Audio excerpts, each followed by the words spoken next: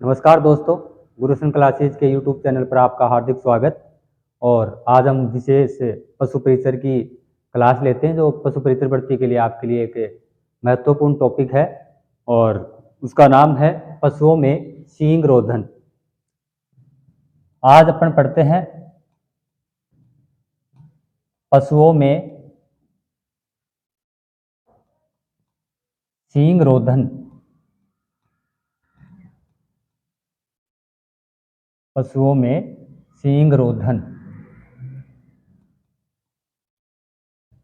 पशुओं में सींग रोधन का मतलब क्या है, क्यों आवश्यक है सींग रोधन। सींग रोधन का मतलब है पशुओं को सींग रहित करना। सींग रहित करना। रोधन का मतलब होता है काटना वैसे, लेकिन पशुओं में सींग रोधन, तो सींग रोधन का मतलब क्या है, सींग रहित करना। किनको करना? पशुओं को सींग रहित करना क्या कहलाता है? सींग रोधन कहलाता है। और अपन बात करें इसकी सींग रोधन, तो इसको इंग्लिश में कहते हैं डी हॉर्निंग। D horning. जैसे आप पशु शब्दावली पढ़ते हैं तो वहां पर आता है कि डी हॉर्निंग क्या है। डी हॉर्निंग क्या है? तो डी हॉर्निंग का मतलब होता है पशुओं को सींग रहित करना। पशुओं को सींग रहित करना क्या कहलाता है? तो कहलाता है डी हॉर्निंग। सींग रहित करना क्या कहलाता है? डी हॉर्निंग, या हम कह सकते हैं सींग रोधन। और सींग रोधन का मतलब डी हॉर्निंग कहलाता है। क्यों आवश्यकता पड़ी सींग रोधन करने की पशुओं में? तो हम ये कह सकते हैं कि महत्व, क्या महत्व है पशुओं को सींग रहित करना? क्यों आवश्यक है पशुओं को सींग रहित करना? तो अपन बात करें कि भाई पशुओं को सींग रहित क्यों किया जाता है, तो जैसे कई पशुओं के क्या होते हैं, बड़े बड़े सींग हो जाते हैं। पशुओं के बड़े बड़े सींग हो जाते हैं तो उसमें सींग कैंसर होने की संभावना बढ़ जाती है। सींग कैंसर। सींग कैंसर से बचने के लिए,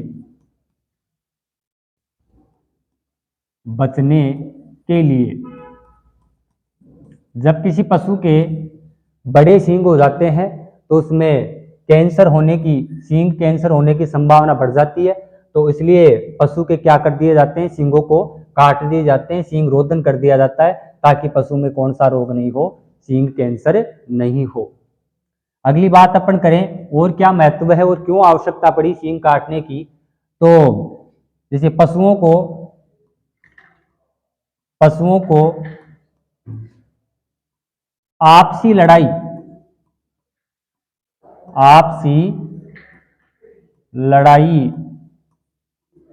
से बचने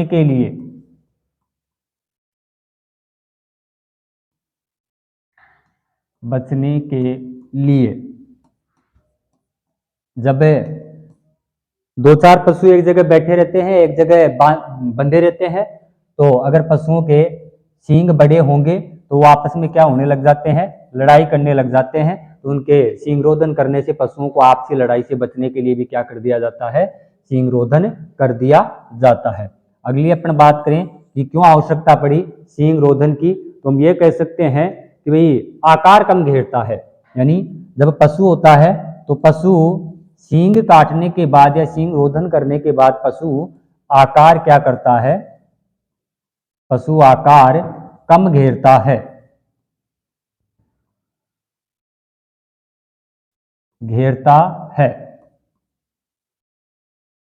तो ये महत्व है कि आप सींग रोधन की आवश्यकता आपको क्यों पड़ी। तो हम ये कह सकते हैं कि पहली बात, सींग कैंसर से बचने के लिए सींग काटे जाते हैं। पशुओं को आपसी लड़ाई से बचने के लिए पशुओं के सींग काटे जाते हैं। और पशु आकार कम घेरे, यानी जब आप पशु को बांधते हो तो उसके जो लंबे लंबे सींग होंगे तो वो आकार क्या करता है, ज्यादा घेरता है। इसलिए पशु का आकार कम घेरता है। कब? जब आप क्या कर देते हो, पशुओं के सींग काट देते हो। और कई का कारण है, जैसे अपन बात करें कि और क्यों क्यों आवश्यकता पड़ी, क्या महत्व है, और तो हम ये कह सकते हैं कि जब पशुओं को चारा डाला जाता है तो चारा डालने वाले को दिक्कत नहीं आए। अगर बड़े सींग होंगे तो जो उसका मालिक होता है उसको मारने का भी क्या रहता है, डर रहता है, ताकि इसलिए अपन क्या कर देते हैं, सींग काट देते हैं कि चारा पानी डालने में अपन को दिक्कत नहीं आए। तो ये महत्व ये हो गए कि सींग कैंसर से बचने के लिए, पशुओं को आपसी लड़ाई से बचने के लिए, और पशु आकार कम घेरता है, इसलिए हम क्या करते हैं, पशुओं के सींग काटते हैं, पशुओं में सींग रोधन की क्रिया करते हैं। आगे अपन बात करें कि सींग रोधन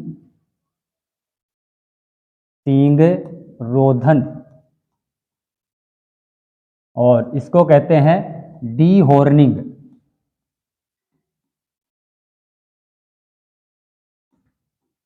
डीहॉर्निंग क्या है? डीहॉर्निंग या सींग रोधन, तो हम ये कह सकते हैं कि पशुओं को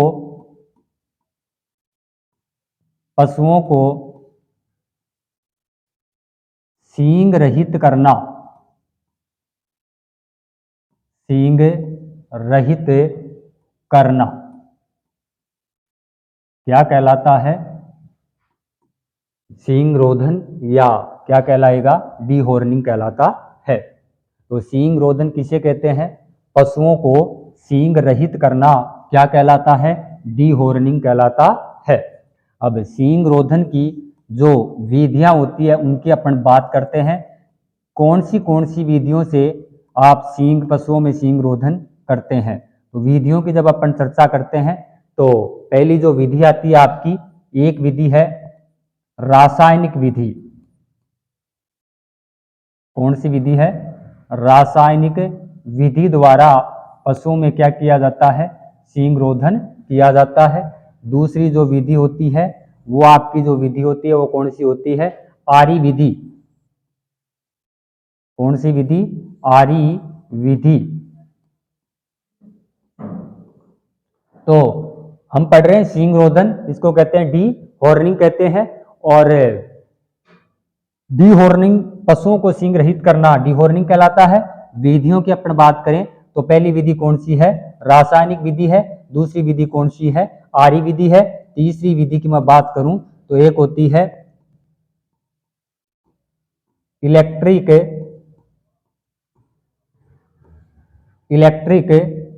डीहॉर्नर। इलेक्ट्रिक डीहॉर्नर विधि। इलेक्ट्रिक डीहॉर्नर विधि। और अगली बात करें, मुख्य 5 विधियां होती है। तो पहले आ गई कौन सी? रासायनिक विधि। दूसरी है कौन सी? आरी विधि। तीसरी है कौन सी? इलेक्ट्रिक विधि। और जो चौथी आपकी आती है वो आती है गरम छड़ विधि। गरम छड़ विधि। गरम छड़ विधि। इन विधियों के अपन डिटेल से परिचर्चा करते हैं। और 5वीं जो लास्ट विधि है वो कौन सी है? रबड़ बैंड विधि। रबड़ बैंड विधि। रबड़ बैंड विधि। सींग रोधन की क्रिया को कहते हैं डीहॉर्निंग, या पशुओं को सींग रहित करना क्या कहलाता है?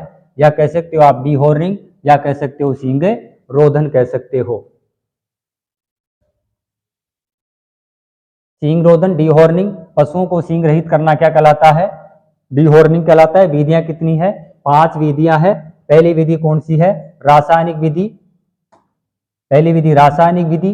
दूसरी है आरी विधि। तीसरी है इलेक्ट्रिक डीहॉर्नर विधि। और चौथी कौन सी है? गरम छड़ विधि। और अगली कौन सी है? रबड़ बैंड विधि। तो ये 5 विधियां आपको याद रखनी है। पहली कौन सी बताई मैंने? रासायनिक विधि। दूसरी कौन सी है? आरी विधि। तीसरी है इलेक्ट्रिक डीहॉर्नर विधि। और चौथी कौन सी है? गरम छड़ विधि। और 5वीं कौन सी है? रबड़ बैंड विधि।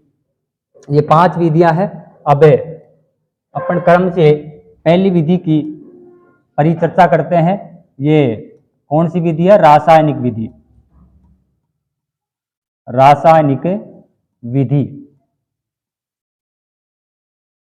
और रासायनिक विधि की अपन बात करें तो जो रासायनिक विधि है ये सर्वाधिक जो काम आती है, ये अपन ये कह सकते हैं वैज्ञानिक विधि है। रासायनिक विधि क्या है? एक वैज्ञानिक विधि है। वैज्ञानिक विधि है और ये विधि उपयुक्त विधि है। कैसी विधि है? उपयुक्त विधि है। रासायनिक विधि होती क्या है? उपयुक्त विधि है। तो रासायनिक विधि में क्या किया जाता है? जो आपका पशु होता है, और ये सर्वाधिक जो काम आती है अपन ये कह सकते हैं किस में आती है? गाय या भैंस में काम आती है। गाय भैंस में उपयुक्त, गाय भैंस के लिए क्या है? ये उपयुक्त विधि है। और इस विधि में जो रासायनिक पदार्थ काम आता है उस रासायनिक पदार्थ का नाम है कास्टिक पोटास। कास्टिक पोटास, इसको कहते हैं KOH, पोटेशियम हाइड्रो ऑक्साइड, और इसका साधारण नाम है कास्टिक पोटास, और कहते हैं पोटेशियम हाइड्रो ऑक्साइड। और एक ले लेते हैं अपन कौन सा? Sodium hydro oxide. Sodium hydro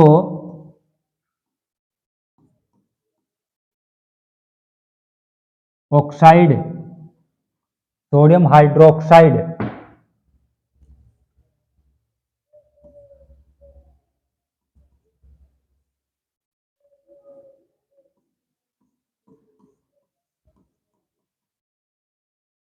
hydroxide, या इसको कह सकते हैं NaOH, सोडियम हाइड्रो ऑक्साइड।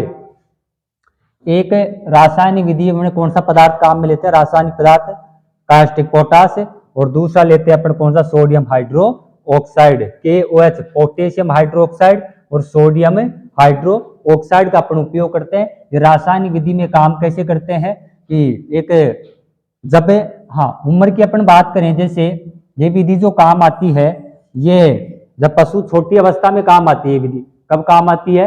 छोटी अवस्था में, जब पशु 1 से 2 सप्ताह का होता है। जब पशु कितने का हो जाता है? 1 से 2 सप्ताह के मध्य,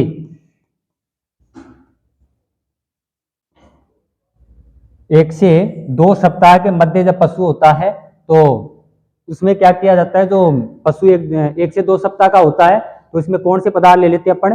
कास्टिक पोटास और सोडियम हाइड्रोक्साइड, इन दोनों में से कोई सा पदार्थ लेते हैं, और जो पशु होता है उसके सींग जहां पर उगते हैं वहां पर क्या कर देते हैं? क्या लगा देते हैं? पोटेशियम हाइड्रो ऑक्साइड लगा देते हैं, या लगा देते हैं कौन सा? सोडियम हाइड्रोक्साइड, जिसके कारण क्या होता है? उस पशु के सींग वहीं रुक जाते हैं, आगे बढ़ते नहीं हैं। तो हम ये कह सकते हैं जो ये काम कब करते हैं? 1 से 2 सप्ताह के मध्य का पशु हो तब ये विधि अपन काम में लेते हैं, और ये एक वैज्ञानिक विधि है, सबसे क्या है? उपयुक्त विधि मानी जाती है। और छोटे पशुओं के लिए क्या है? उपयुक्त विधि है।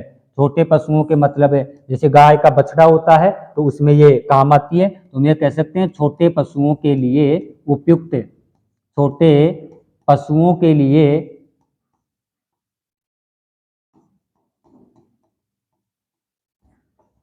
उपयुक्त विधि। छोटे पशुओं के लिए उपयुक्त है। तो हम पहली बात कर रहे हैं कौन सी विधि की? रासायनिक विधि। और रासायनिक विधि में क्या किया जाता है?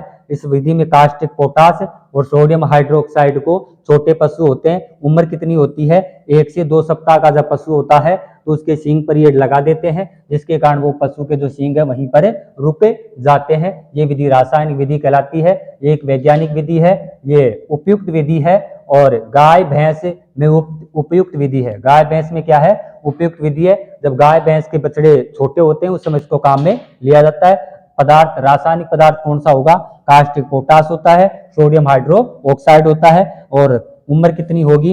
1 से 2 सप्ताह का जब बछड़ा होगा तो उसके मध्य में क्या कर दिया जाता है, उसके सींगों पर लगा दिया जाता है, क्या लगा दिया जाता है, कास्टिक पोटाश लगा दिया जाता है, या फिर क्या लगा दिया जाता है, सोडियम हाइड्रो ऑक्साइड लगा दिया जाता है, जिसके कारण जो पशु के सींग है वहीं पर क्या हो जाते हैं, रुक जाते हैं। ये छोटे पशुओं के लिए क्या है, उपयुक्त विधि मानी जाती है। और ये अपनी विधि कौन सी थी, रासायनिक विधि थी। अगली जो विधि आपकी है, ये कौन सी विधि हो गई, रासायनिक विधि हो गई। और जो अगली विधि आपकी आती है वो कौन सी आती है, आरी विधि। दूसरी जो विधि कौन सी है, वो विधि आपकी कौन सी है, आरी विधि। और आरी जो विधि आपकी है, इस विधि में क्या किया जाता है, एक आरी लेते हैं, ऐसे एक आरी आती है, आरी लेते हैं और आरी के माध्यम से क्या कर दिया जाता है, पशुओं के जो सींग होते हैं उसको काट दिया जाता है। तो आरी विधि हम ये कह सकते हैं बड़े पशुओं में, बड़े पशुओं के लिए उपयुक्त, बड़े पशुओं के लिए उपयुक्त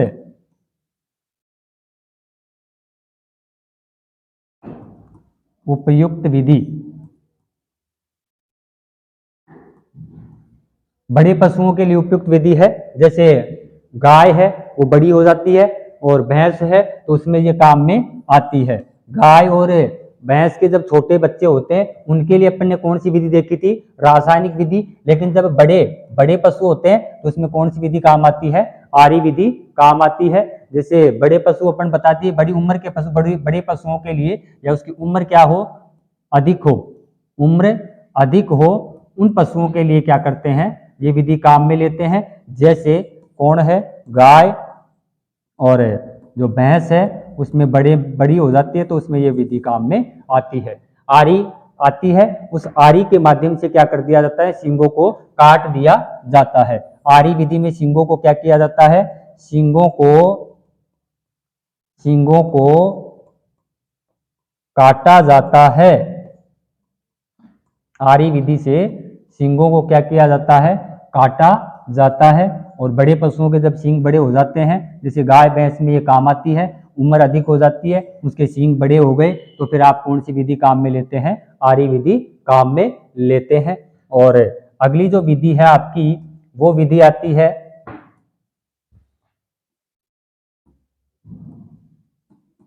इलेक्ट्रिक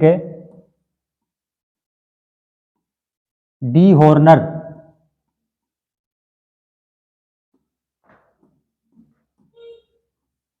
कौन सी विधि आती है, इलेक्ट्रिक डीहॉर्नर विधि आती है।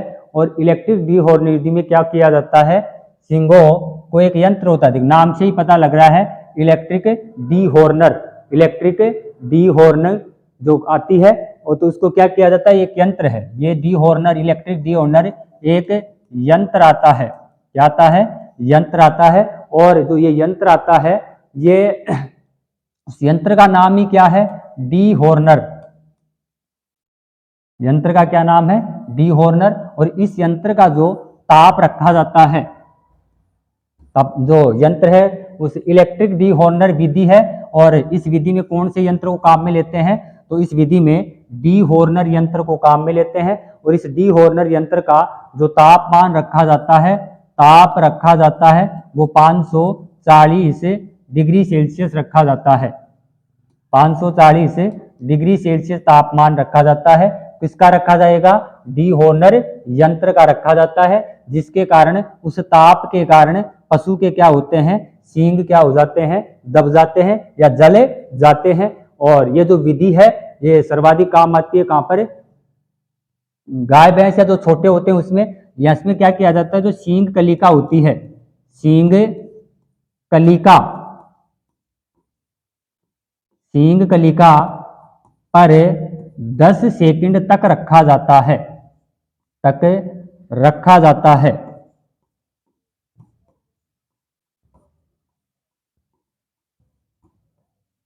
किसको रखा जाता है, डीहॉर्नर यंत्र को, जिसका तापमान कितना रहेगा, 540 डिग्री सेल्सियस।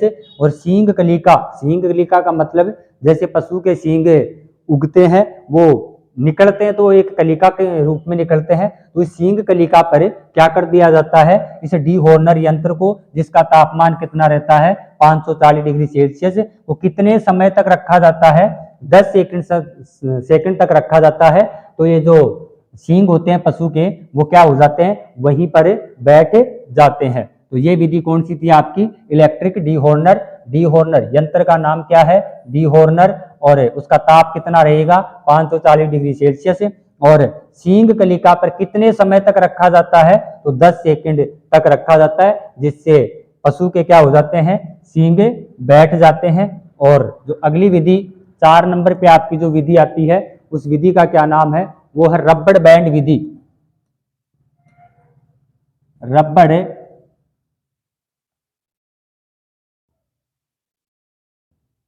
बैंड विधि, रबड़ बैंड विधि। और हमने 3 विधियां पढ़ी। पहली विधि कौन सी थी, रासायनिक विधि, ये वैज्ञानिक विधि है, उपयुक्त विधि मानी जाती है। गाय भैंस के लिए क्या है, उपयुक्त है। कास्टिक पोटास, इसमें क्या किया जाता है, काम में लिया जाता है। रासायनिक कौन सा पदार्थ काम में लेते हैं, कास्टिक पोटास और सोडियम हाइड्रो ऑक्साइड। 1-2 सप्ताह के मध्य में क्या कर दिया जाता है, इस पदार्थ का उपयोग कर लिया जाता है। पशु के जो सींग है उनको दबा दिया जाता है, इसके माध्यम से जला दिया जाता है। छोटे पशुओं के लिए क्या है, उपयुक्त विधि है। अगली जो विधि आई थी, कौन सी विधि आई थी, आरी विधि। और आरी विधि में आपने देखे थे कि बड़े पशुओं के लिए उपयुक्त विधि है और उम्र अधिक है। गाय भैंस में ये क्या है, उपयुक्त मानी जाती है। किसमें मानी जाती है उपयुक्त, गाय भैंस में। सींगों को इसमें क्या किया जाता है, आरी के द्वारा क्या कर दिया जाता है, काट दिया जाता है, और सींगों को काटा जाता है। और उम्र क्या होती है पशुओं की, अधिक उम्र होती है, उनमें ये काम आती है। अगली विधि कौन सी थी, इलेक्ट्रिक डीहॉर्नर विधि। इसमें यंत्र का नाम क्या था, डीहॉर्नर, और ताप कितना रखा जाता है यंत्र का 540 डिग्री सेल्सियस, और सींग कलिका पर कितने समय तक रखा जाता है, तो आप कहोगे 10 सेकंड तक रखा जाता है। और अगली जो विधि है वो कौन सी विधि है, रबड़ बैंड विधि। जो हाँ, अगली विधि कौन सी है, रबड़ बैंड विधि है। ये जो रबड़ बैंड विधि है, ये छोटे पशुओं के लिए क्या है, उपयुक्त विधि है। छोटे पशुओं के लिए, छोटे पशुओं के लिए, छोटे पशुओं के लिए उपयुक्त विधि मानी जाती है। और छोटे पशुओं के लिए उपयुक्त विधि है, उपयुक्त विधि। छोटे पशुओं के लिए क्या है, उपयुक्त विधि है। छोटे पशु कौन, जैसे अपन कह सकते हैं भेड़ और बकरी, भेड़ बकरी। तो ये जरूरी नहीं है, देखो जैसे भेड़ होती है तो प्रत्येक भेड़ के क्या सींग होते हैं क्या, नहीं। तो ये विधियां जो काम में लेते हैं, जिन पशुओं के सींग होते हैं उनमें ही काम लेते हैं। बाकी सींग नहीं है तो फिर उसमें काटने के कोई मतलब है क्या, नहीं, सींग ही नहीं है तो काटेंगे क्या। तो भेड़, आप कहोगे भेड़ में कई बार सींग नहीं होते हैं, तो वहां पर ये काम में नहीं आती। तो भेड़ और बकरी में अपन काम में लेते हैं कौन सी, रबड़ बैंड विधि काम में लेते हैं। हाँ, और ये छोटे पशुओं के लिए, तो ये जो छोटे पशुओं में जो सींग की लंबाई होती है, जैसे सींग की लंबाई, सींग की लंबाई अगर 10 सेंटीमीटर, 10 सेंटीमीटर तक है, तो आप कौन सी विधि काम में ले सकते हो, रबड़ विधि या रबड़ बैंड विधि काम में ले सकते हो। रबड़ बैंड विधि है क्या, तो इसमें सींग होता है यूं, जैसे ये सींग है ना। तो इस रबड़ बैंड विधि में क्या किया जाता है, एक रबड़ आता है, और इसे रबड़ बैंड विधि नाम से पता लग रहा है, रबड़ आता है। उस रबड़ को इस सींग पर क्या कर दिया जाता है, चढ़ा दिया जाता है। ऐसे यूं इस सींग पर रबड़ को चढ़ा दिया जाता है, और जो अंतिम सींग का जो प्रथम बिंदु था, वहां पर एक बैंड बन जाता है, और उसमें क्या किया जाता है, उस बैंड के द्वारा 3 से 6 सप्ताह में ये सींग गिर जाता है। 3 से 6 सप्ताह में सींग अपने आप ही क्या हो जाता है, गिर जाता है, सींग गिर जाता है, सींग गिर जाता है। यानी इस जो सींग है उस पर आपने रबड़ बैंड चढ़ा दी, उसमें पदार्थ मिला दिया जाता है और इस रबड़ बैंड के कारण यहाँ पर जोर लगता है यहाँ पर, तो इसका प्रथम जो बिंदु होता है उस पर क्या किया जाता है, 3 से 6 सप्ताह में ये सींग अपने आप क्या हो जाता है, गिर जाता है। कौन सी विधि में? रबड़ बैंड विधि में। सींग पर एक रबड़ बैंड चढ़ाया जाता है और उस रबड़ बैंड चढ़ाने के कारण ये किसमें सर्वाधिक उपयुक्त है? भेड़ और बकरी में। और 3 से 6 सप्ताह में सींग क्या हो जाते हैं, गिर जाते हैं। सींग की लंबाई कितनी हो सकती है? 10 सेंटीमीटर तक हो सकती है और ये रबड़ बैंड विधि है। अगली विधि की अपन बात करें तो जो आपकी अगली विधि आती है वो 5 विधियों में अपने 4 विधियां पढ़ ली और हाँ, रासायनिक विधि हो गई, आरी विधि हो गई, इलेक्ट्रिक डिओनर विधि हो गई, गर्म छड़ विधि, रबड़ बैंड विधि हो गई। अगली जो विधि आपकी आती है गर्म छड़ विधि। कौन सी विधि है? 5वीं है गर्म छड़ विधि।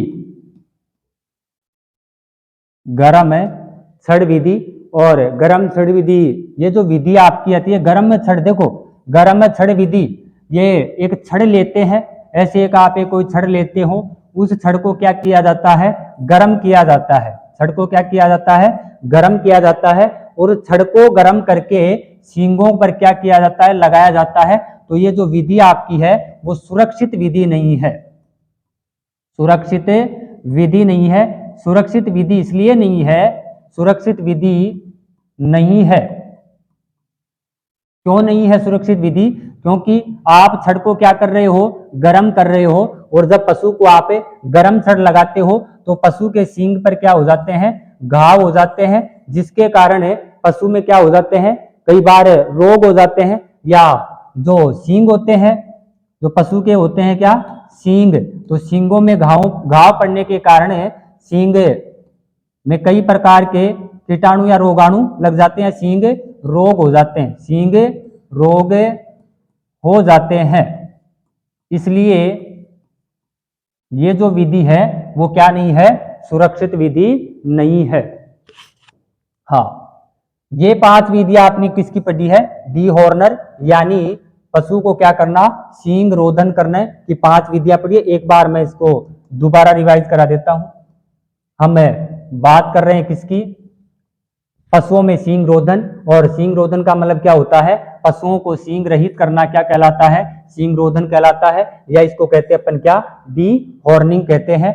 और इसका महत्व क्या है कि सींग कैंसर से बचने के लिए आप कौन सी क्रिया करते हैं?